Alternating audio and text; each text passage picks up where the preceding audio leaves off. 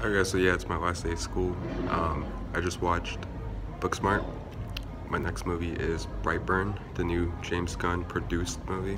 So yeah, I'm just really waiting here 45 minutes with my friends right now to go see this movie. So I'm not really excited for this movie, but let's see how it is.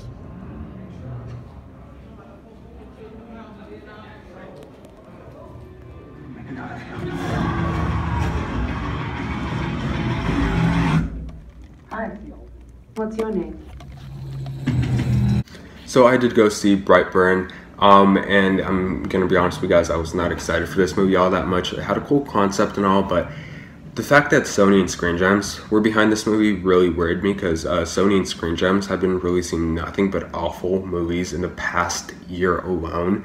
And, I really appreciate the creative team behind this movie. Of course, this movie is produced by James Gunn, who, of course, directed both Guardians of the Galaxy movies, and he has some producer credit for Avengers Infinity War and Avengers Endgame.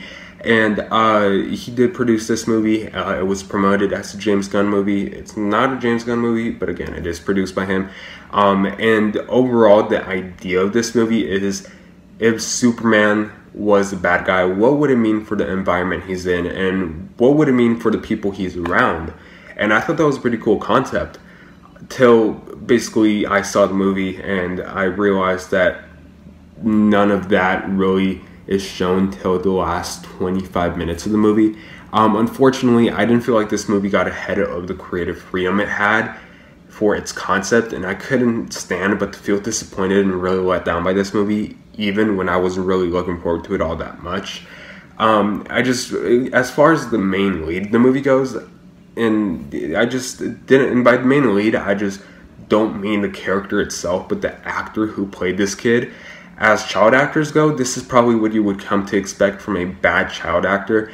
There's nothing to this kid that exactly made him feel as menacing as the character that he was playing, and he's not a good actor. And I know he was in Avengers Endgame. He played Kid Scott Lang in that one scene in Endgame, and he was in that movie for 3 seconds, and I thought he did a better job in those 3 seconds than he did in this whole entire movie. And as far as the supporting cast goes, and supporting cast, not the supporting characters, but the supporting cast, like Elizabeth Banks and everybody else who was in this movie, they're okay in this movie, but the characters that they play, so the supporting characters, they're kind of awful. Like, the movie barely gets around these characters aside from when they're actually in danger. Therefore, there isn't much about these characters in particular shown in this movie.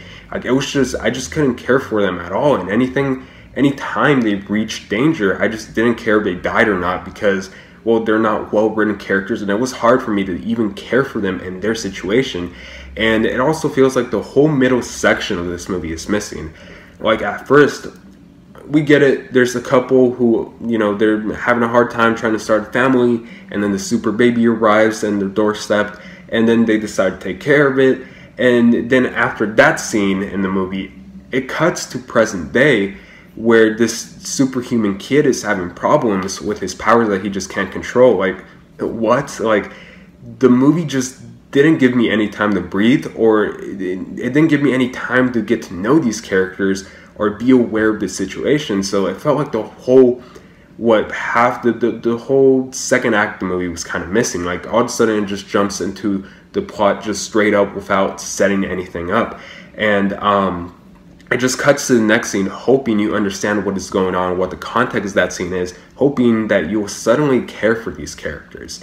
And that was not the case because, again, if you don't develop your characters, I'm going to have a hard time either connecting or caring for them. And there's also some laughable lines of dialogue here, like really bad dialogue or writing in terms of the scene where it just kind of comes off as unintentionally funny.